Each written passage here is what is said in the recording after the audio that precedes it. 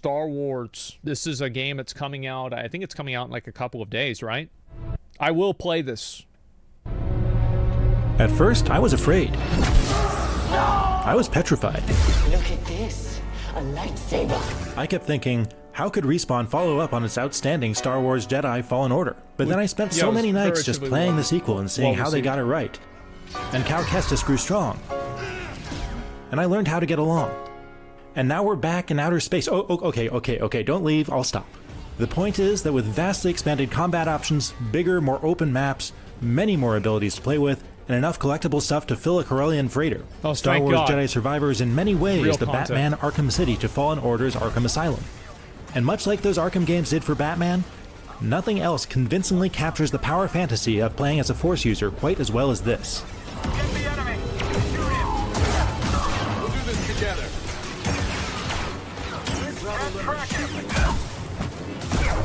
Especially combat looks pretty good, I would say. This looks decent. All right. Considering there's no reason not to go back and play Fallen Order before starting Survivor if you haven't, I greatly appreciate that the sequel starts you out with most of the powers and upgrades that Cal had already acquired. Oh, that's There's no cool. corny amnesia or, oh no, my Force powers are gone gimmick to I really like that. That's cool. So it's like, yeah, you don't have to start all over. You pick up where you left off. You relearn how to double jump or use Force push. Yeah, and no Jawas showed up to steal away the climbing claws that make scaling walls much faster, or the scomp link that lets BD1 hack things. Outside of having to earn back your healing canisters and life and Force bar extensions, this is more or less Cal as we left him 5 years prior. Okay. Great. So we're already off to an exciting running start when things kick off with a brief caper on Imperial Coruscant. You're quickly thrown right back into force-pushing stormtroopers off ledges and chained into other movement tricks like wall running, climbing, swinging, and sliding down ramps. And that's just the beginning. The Spider-Man-style grapple is introduced before you leave the planet, and the unlocks keep coming from there at a rewarding pace. When you get the movement this actually seems like a good game. I'm gonna be real, like this looks good. Holy shit. The mid-air dash ability to pair with your double jump, things really take off. You can cover such crazy distances without touching the ground, changing directions twice to reach things around corners, that I had to completely rethink what was possible. It's not as though Survivor invented the air dash, but Respawn makes excellent use of it and further flexes those Titanfall muscles. Yeah. Yeah, I think the in-air movement is really, really nice. Like, games that have good movement are good games. I think if a game has bad movement, it's probably a bad game. Lightsabers are, of course, the stars of the war, and Survivor kicks up the excellent dueling from Fallen Order by several notches, with 5 different fighting stances that are all brilliantly animated to create some of the flashiest and fiercest Star Wars melee battles I've ever seen. Holy shit. You don't even have to be all that good at nailing the timing of strikes, parries, and dodges for fights to look spectacular and smooth. And did you notice the arms and legs getting cut off? It's great. Wow, it actually did cut off his arm. Cal's lightsaber has many customizable cosmetic parts, and all of the available blade colors are unlocked shortly after the start, so you can make Cal more your own from the very beginning. Oh, wow. That also goes for his blaster and his range of clothing, which is far more extensive this time around, as well as I guess that, like, I don't really give a shit about this kind of stuff unless there's something that's like a black robe or something, because I think that'd be cool. But other than that, don't really give a fuck. Can you new change haircut his and beard hair? options. He'll always be the same Cal Kestis underneath it, but your character will likely have a very different vibe from mine. Yes, it is a little silly to find haircuts and beards and treasure chests, but sure, why not? And I'm just delighted at the customization for our loyal companion BD1. In Fallen Order you could only change his paint job, but just look at all of this, and look at the way his body reacts. It's another lovely little touch in a game that presents so many. Great. That is really cool. Okay. But anyway, you can only equip 2 lightsaber stances at a time, which gives your Cal another dose of personality. I really don't want us inside. So after dabbling in the single, double-bladed, and dual-wielding stances that carry over, I settled on the 2 new ones. The Kylo Ren-inspired crossguard style is like a slow and heavy broadsword that's great for hammering a stunned target into the floor, while the blast... Alright, so I think that I know what I'm gonna do. Yeah, it sounds good. So it's a really big one, and you just hit him and it stuns him. Got it. This is lets you dispatch small enemies without having to close the gap. It is quite literally a blast. That's cool. They pair nicely with the expanded set of force powers that allow you to do things like this. You can, so of course... It's almost like Hogwarts Legacy, how you can just, like, kind of combo different things together. swap out your stances at any meditation circle, but each stance has its own skill tree, so you're encouraged to specialize. By the time I reached the second half of the story, I had my clear favorites and no regrets. The story does the job that it needs to do well. Get you from one exciting action scene to the next. Quite literally by accidentally falling into it, Cal finds himself in a race to locate what's effectively a map to a lost treasure planet. We should check this out. This is cool. That's very much in keeping with him as the Nathan Drake of the Star Wars universe. What is this? I really have to say that one of the most impressive things about this to me is, like, the combat is good. Like, I would say combat is A, graphics are A, but the one thing that's S is this movement. Just watching the character move around is great. And I feel like it's such a, it seems like a minor thing, but to me it's not. Like, it's fucking massive.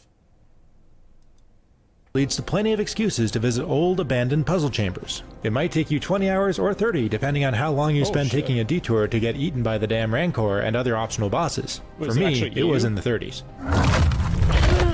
What? My main issue with the story is that nearly every big twist is foreshadowed so heavily that it was only ever a matter of when a reveal would happen, not if. Yeah, sure. The key we have been searching for. The identities of the main villains are a secret as of now, and shall remain unspoiled here, but they're pretty easy to see coming a light year away. In any Let case, me guess, it's Darth Vader? Is it gonna be Darth Vader? Who knows? at least they're written and acted with enough depth that they don't feel like retreads of anyone Cal has faced before. And neither is a two-dimensional Sith Lord who has somehow returned. There's more to them than that, and Survivor successfully prioritizes character over plot. Why is it that they can't make a Star Wars game where Jar Jar Binks is actually a Sith Lord? Like, does like Disney and Lucasfilms not let them do it? Because I feel like they could do that. Just have it be like kind of an alternate universe episode, what would it be? Episode 2, you know, somewhere around Clone Wars time. Oh, that would be so good. They don't want they don't want Game of the Year. That must be it. Dude, imagine how good that would be. For the most part. You get halfway through the game and you kill Darth Sidious and you think you beat the game because you killed the Emperor, and then they do the fucking reveal and it's Jar Jar Binks that was behind it all along. Imagine that. That would be so fucking cool. Kill him. Oh no! No! Hey, we're all together. Huh? Yes. The cast I enjoyed so much in Fallen Order is back in full force to go through those motions. And this time, actor Cameron Monaghan's Cal is not so easily outshined by the crew of the Mantis. Okay. His motivations are about more than simply fighting the Empire now. It's about whether he can live a life where he's something more than a resistance fighter. Let go of his guilt, and find a home that's safe. His path after escaping Order 66 is contrasted against what it could have been if he'd had different priorities and made different choices. Because of that context, his decisions have more weight to them, making him a much more realized protagonist this time around. That's good. This is BD1. Yeah, it's important to have a character that's like the main character that's likable. If you don't like the main character, you're probably not going to like the game. It doesn't mean they have to be good, but they have to be likable. Little droid. Naturally, BD1 never left Cal's side, but the rest of the crew are all given very human reasons for their parting of ways after Fallen Order and why they're coming back together now. Me, you, the Space Witch, Seer. Grease's lovable cantankerousness made him a favorite. You missed the Mantis, huh? Sure, I was worried about the kind of abuse you were putting it through. And he's happy Damn, to deliver more of that, shit. along with some sage wisdom, while carefully avoiding overuse of his catchphrase. All right, make like a rock and quit moving around my cabin. Marin returns and immediately rekindles the romantic chemistry between herself and Cal, I missed you, Marin. and riding her teleporting coattails leads to Survivor's single most thrilling action sequence. Why doesn't she have a lightsaber? And though she's less of a constant presence due to Cal no longer needing a mentor, the ever-intense Sayer is more powerful than ever, and that's memorably on display in one of the story's biggest moments. We both have our roles to play in this struggle. Aside from a large cast of colorful alien side characters, the other new member She's of the not group is Jedi? Bode. He is a friend. Can't he just use one anyway? Finally meet you. He's another roguish mercenary type who, much like Cal did in Fallen Order, initially comes off somewhat blandly as the two bro it up to establish the friendship they've struck up fighting the Empire off-screen together. As his backstory is fleshed out, however, he does become a more interesting companion. I don't get to see her as often as I'd like, but at least I can provide for her. Fighting alongside That's allies on interesting. I certain like story that. missions this time around is a treat, especially watching Merrin blink around the battle and pick off targets. They don't cool. need babysitting because they can't be hurt, but you can have them prioritize an annoying enemy. Beyond that, they're only really used to open up paths for you to reach new areas when prompted. How's this? That's it? You brought her all the way up there just for that one thing? Just to go up a brick wall?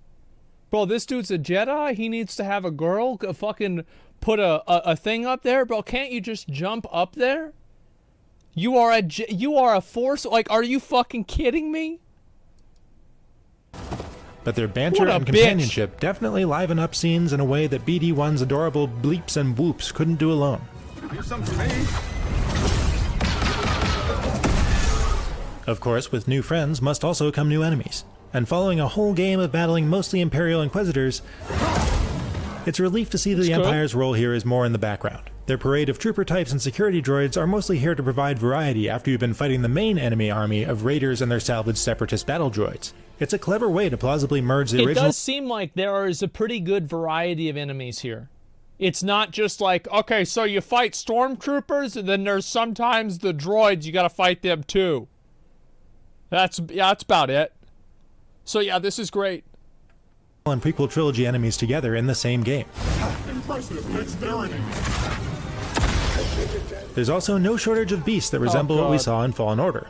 No matter where you go in the Star Wars galaxy, it seems life always finds a way to make giant bugs and big angry wampas. It's a good mix of enemies and subtypes that builds on the previous game's already respectable lineup. Oh, wow.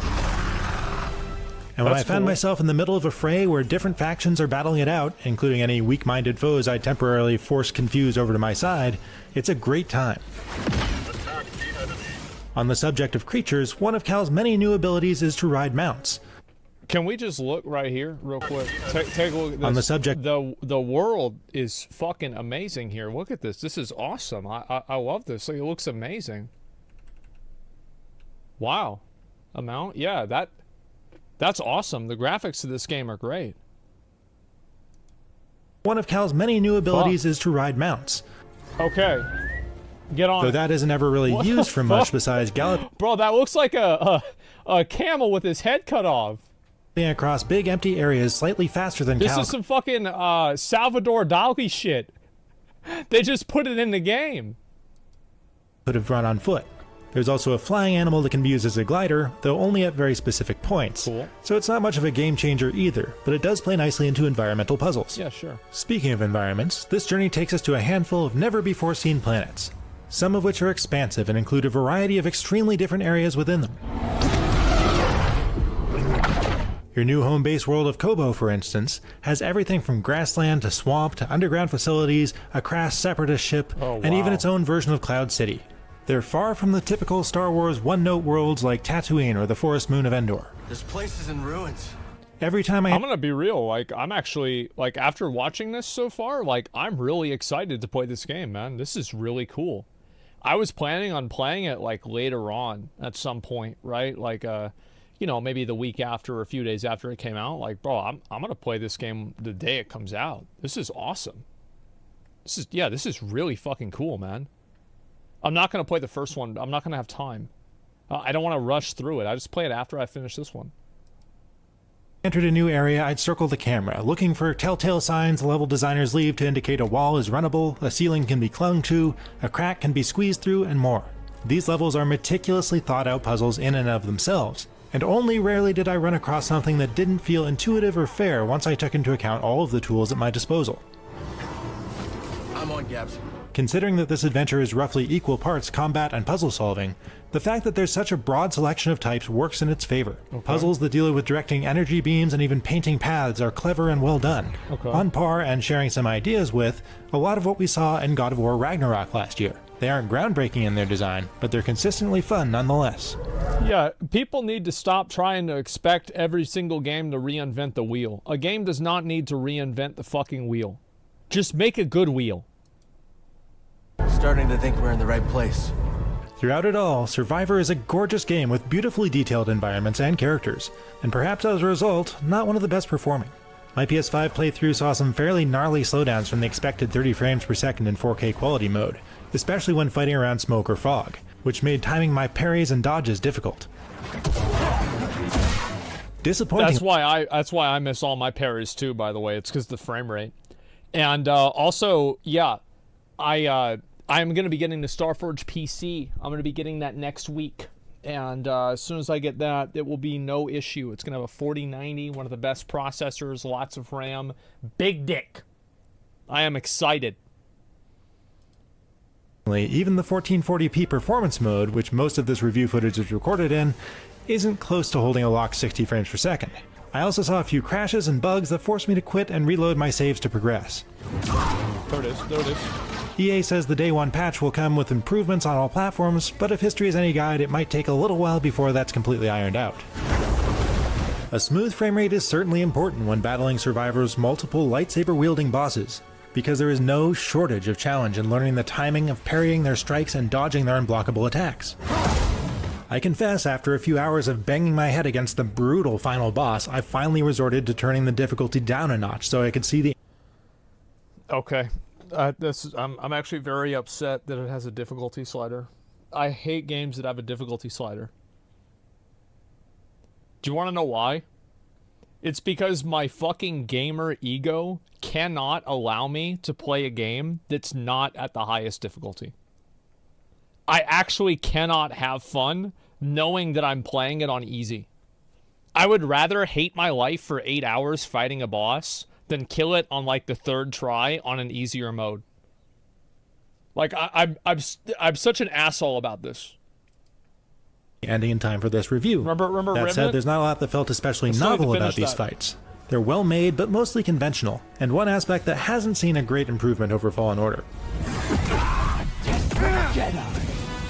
When it comes to tracking down those bosses in the first place, I certainly appreciate that the Jedi games give you a map, but it does leave something to be desired when it comes to usability. Just like in Fallen Order, this seems so dedicated to the idea of resembling a light blue Star Wars hologram that it's not always easy to figure out what you're looking at, and the directions its waypoints give you aren't always accurate. However, its dotted lines were generally good enough to point me in the right direction when I struggled to... It doesn't seem like it's really hard to understand, so we'll have to wait and see and play it for ourselves. Find a path forward or was feeling lost. Also, this time Respawn has granted us the ability to fast travel between save points, which feels like an act of mercy when the objective is on the other side of one of these large labyrinthian maps. They're dense too. Survivor is packed full of things to do around the edges of the main story, including bounty hunters and legendary creatures to track down and kill. I really like how you can fight the big bosses, because it's like Elden Ring, you know? That's really cool. Combat challenges, and more. Some of those are seriously tough, even on the default Jedi Knight difficulty. On top of all that, there's just an intimidating amount of stuff to collect. And yes, there is a New Game Plus. I'm sure the Emperor won't mind if I deliver you to him in pieces. What? Star Wars Jedi Survivor takes what Fallen Order achieved and wall runs with it, then double jumps and air dashes straight into an epic lightsaber battle. Rather than taking us back to square one to begin Cal's journey as a Padawan again, we're trusted with control of a full-fledged Jedi Knight, who we can grow into a master. This guy he just cuts through them. Holy shit. Superhuman mobility and fantastic and challenging combat. Spoiler. Personally, like I've said this before, I don't have a problem with spoilers because I enjoy how a story is told, not how it ends. It's just like, it doesn't really matter that much to me. With a new set of larger, more diverse, and densely packed worlds to explore and a memorable cast of returning characters, Survivor tells a story that may be predictable at times, but is still fun and emotional to watch play out. Launch performance issues aside, it's a sequel that does virtually everything better than the original, which was already an exceptional Star Wars game. If Respawn makes one more like this, 9. it'll be the best Star Wars trilogy in 30 years, hands down. I feel like they have to, right? Because if aren't there's 7 lightsaber fighting styles, and this one has 5. So I feel like they've got to make another one. Yeah. For more, check out our reviews of Dead Island 2 and Resident Evil 4 Remake. And for everything else, stick with IGN. Copy that, Bravo. Fuck yeah, man. I actually think this is a really good review.